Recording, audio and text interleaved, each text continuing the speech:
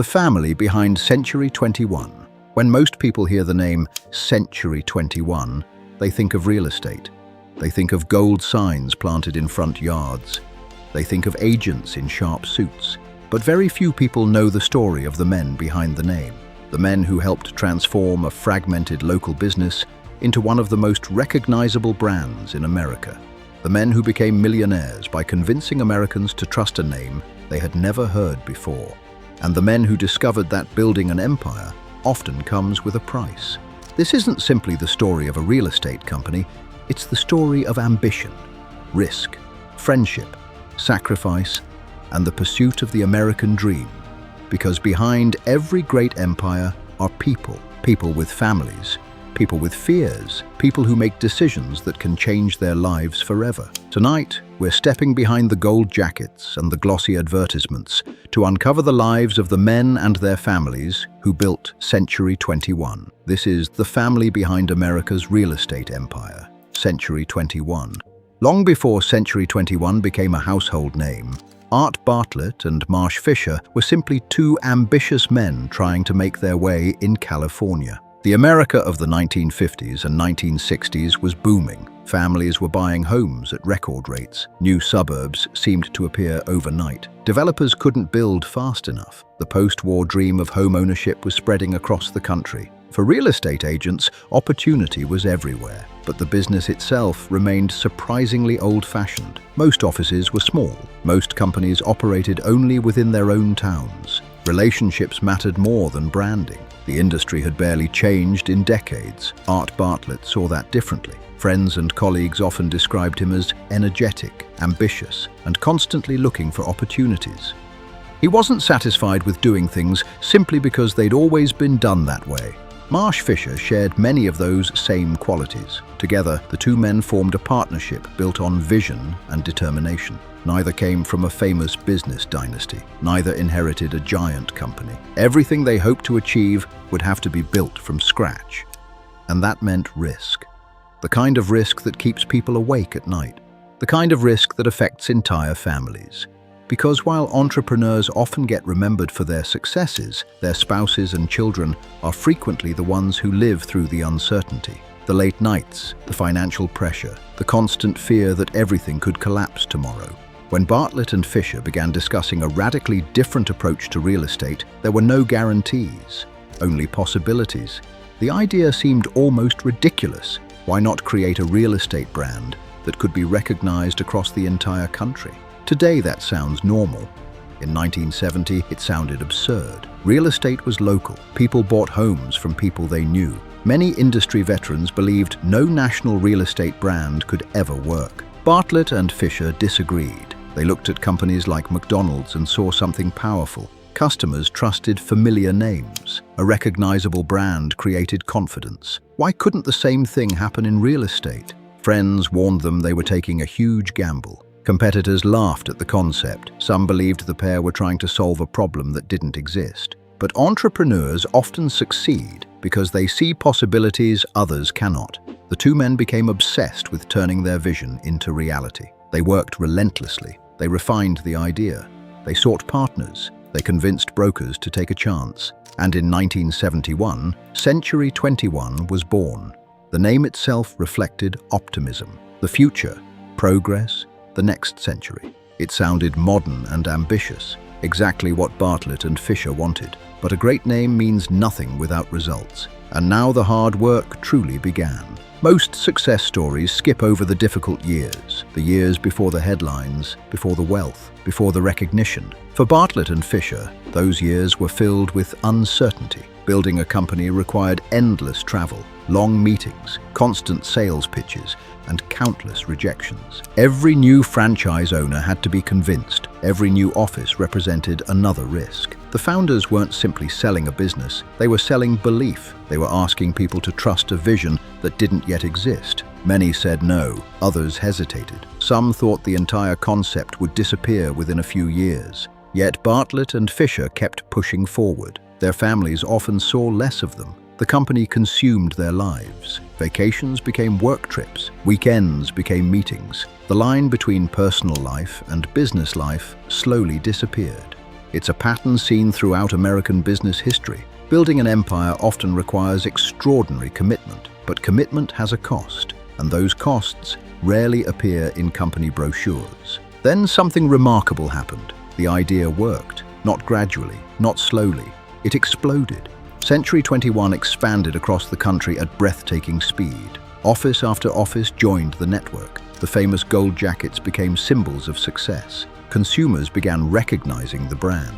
The founders suddenly found themselves leading one of the fastest-growing real estate companies in America. Success changed everything. The men who once struggled to convince people now found investors, brokers, and journalists eager to hear what they had to say. Their fortunes grew rapidly. Their influence expanded. Their names carried weight throughout the industry. But success creates its own pressures. Employees depended on them. Franchise owners depended on them. Entire communities depended on the continued growth of the company. The responsibility became enormous. What had started as an entrepreneurial dream was becoming a corporate empire. And empires require constant attention. The higher they climbed, the harder it became to slow down. People often assume wealth solves problems. In reality, it frequently replaces old problems with new ones. By the late 1970s and early 1980s, Century 21 had become one of the dominant names in real estate. But maintaining that position required relentless effort. Competitors emerged everywhere. Some copied the model, others attacked it. Industry critics questioned whether giant franchise networks were good for local real estate markets. Legal disputes became more common. Public scrutiny increased. Every decision carried greater consequences. For Bartlett and Fisher, the business that once represented freedom now demanded more attention than ever before.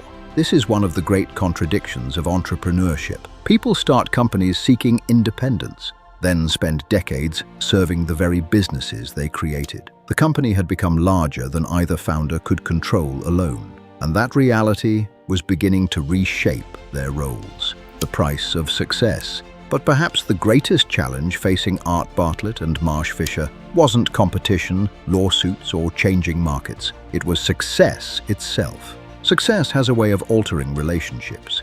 In the early days, the founders could walk into an office and know almost everyone by name. They could make decisions quickly. They could change direction overnight if they believed something wasn't working. As Century 21 expanded across America, that became impossible. The company was no longer a small operation built on handshakes and personal relationships. It had become a machine, a powerful machine, one that required managers, executives, accountants, lawyers, marketing departments, and endless layers of administration. The very growth they had worked so hard to achieve was slowly changing the nature of the business. For entrepreneurs, this can be one of the most difficult moments in their careers. The company begins as a personal mission. Then it becomes an institution, and institutions often operate very differently from the dreams that created them. Friends of successful founders frequently describe a similar pattern. The excitement of building something new is eventually replaced by the responsibility of protecting it. Innovation gives way to maintenance. Risk-taking gives way to caution. And the freedom that once inspired the founders gradually becomes restricted by the sheer size of the organization. For Bartlett and Fisher, there was also the growing realization that they had become public figures within their industry. People looked to them for answers. Franchise owners expected leadership, employees expected certainty, investors expected results. Yet behind closed doors, they faced the same doubts that all entrepreneurs experience. Would the growth continue? Could the company maintain its reputation? Would competitors eventually catch up? The pressure was relentless. What many people don't understand about building a national company is that success doesn't necessarily bring peace of mind. In many cases, it creates even greater anxiety. The stakes become larger, the consequences become greater, and every decision carries more weight than the one before. By the time Century 21 had established itself as one of America's most recognizable real estate brands, Bartlett and Fisher had spent years carrying those responsibilities. The public saw the success, the awards, the expansion, the wealth. But like many founders, they also carried the invisible burden of knowing that thousands of people depended on decisions made in boardrooms far removed from the neighborhoods where the company began. And it was during this period that they slowly began to understand a truth that many entrepreneurs eventually face. Building an empire and keeping an empire are two very different challenges. Many founders imagine they will lead their companies forever. Very few actually do.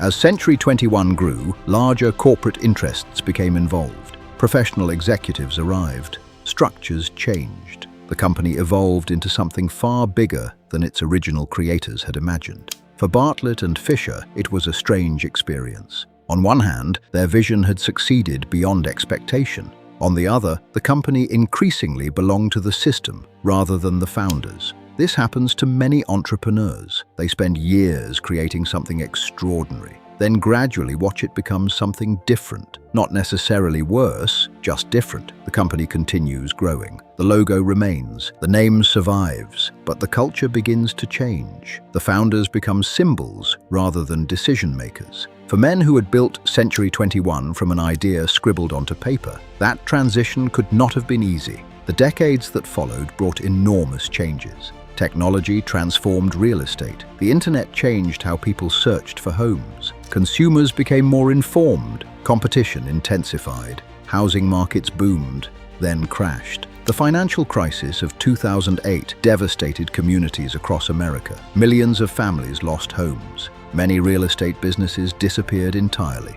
Yet Century 21 survived. Its survival became part of the founders' legacy. The company they built had endured recessions, market crashes, and changing consumer habits. Few businesses achieve that level of longevity. Even fewer survive, while remaining recognizable to multiple generations. Whether they realized it at the time or not, Bartlett and Fisher had permanently changed their industry. Looking back, it's tempting to focus only on the company, the numbers, the offices, the signs, the revenue. But the more interesting story is the human one.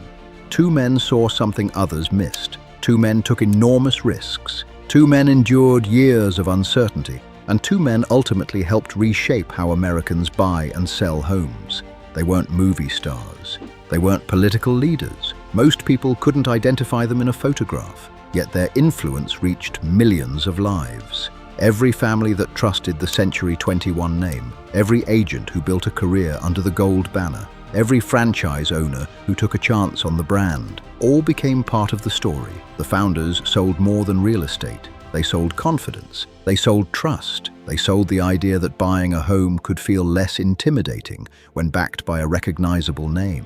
That simple insight became worth millions.